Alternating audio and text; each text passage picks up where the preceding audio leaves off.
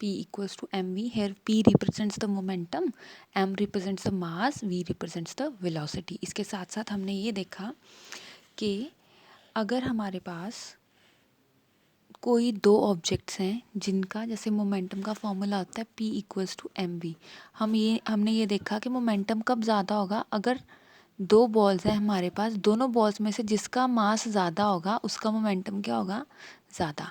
अगर ये दोनों बॉल्स के पास कुछ वेलोसिटी भी है तो मोमेंटम किसका ज़्यादा होगा, जिसकी वेलोसिटी भी ज़्यादा होगी। तो ये दोनों में से अगर एक चीज़ भी ज़्यादा हो जाएगी तो क्या हो जाएगा, मोमेंटम ज़्यादा हो जाएगा। अब हम सेकंड लॉ की तरफ देखेंगे। सेकंड लॉ क्या होता है, सेकंड लॉ हमें ये बताता है rate of change of momentum directly proportional to the applied unbalanced force. Momentum change हो जाएगा अगर जो फोर्स हैं हमने जो अप्लाई करी वो चेंज हो रही है। अगर फोर्स चेंज हो रही है तो मोमेंटम भी चेंज होगा। मोमेंटम चेंज हो रहा है तो फोर्स में भी चेंजेस आएंगे, because these are the these are the directly proportional to each other. अब हम क्या करेंगे, आपके बुक का पेज नंबर है 119। इस पेज पे हम ना एक डेरिवेशन को समझेंगे जो है सेकंड लॉ ऑफ मोशन के बारे में। ये इंपॉर्टेंट है, इसकी डेरिवेशन जो होती है वो पेपर में आती है। अब देखिए, सपोज कर लीजिए आपके पास कोई ऑब्जेक्ट है जिसका मास है m और वो क्या कर रहा है, मूव कर रहा है इनिशियल वेलोसिटी के साथ, u के साथ। इनिशियल वेलोसिटी क्या होती है, जब भी आप साइकिल को चला रहे हैं, एग्जाम्पल से समझिए इसको, जब आप साइकिल को चला रहे हैं तो उसकी स्पीड पहले धीरे होती है, वो हो गई इनिशियल वेलोसिटी। बाद में जब आप पैडलिंग करने के बाद उसकी वेलोसिटी थोड़ी सी बढ़ जाती है, वो हो जाएगी फाइनल वेलोसिटी। तो जो स्टार्टिंग वाली वेलोसिटी होती है उसको इनिशियल बोलते हैं, एंड जो बाद वाली फाइनल वेलोसिटी होती है उसको किससे लिखते हैं, v से लिखते हैं। और कोई टाइम है हमारे पास t। अब देखिए, इनिशियल एंड फाइनल मोमेंटम को p से लिखते हैं। इनिशियल मोमेंटम हो जाएगा p1 equals to mu। m क्या हो जाएगा, मास।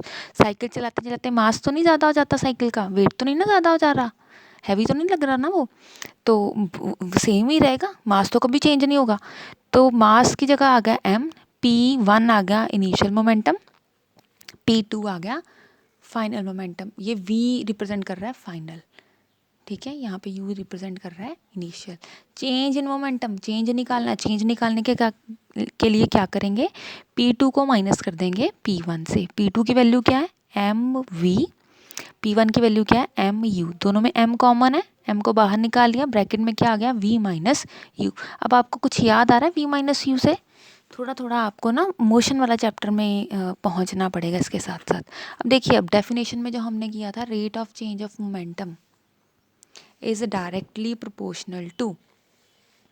अब देखिए, rate of change of momentum कितना है हमारे पास, वो लिख लिया। अब डायरेक्टली प्रोपोर्शनल टू किसके, फोर्स के।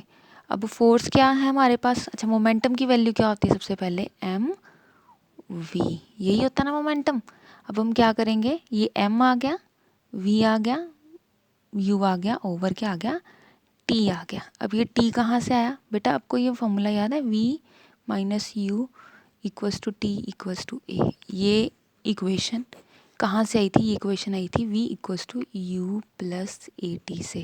तो तभी मैंने आपको बोला था ना, मोशन वाली इक्वेशन आपको याद रखनी पड़ेगी। तो देखिए, v minus you over T किसके इक्वल था, वो a के इक्वल था।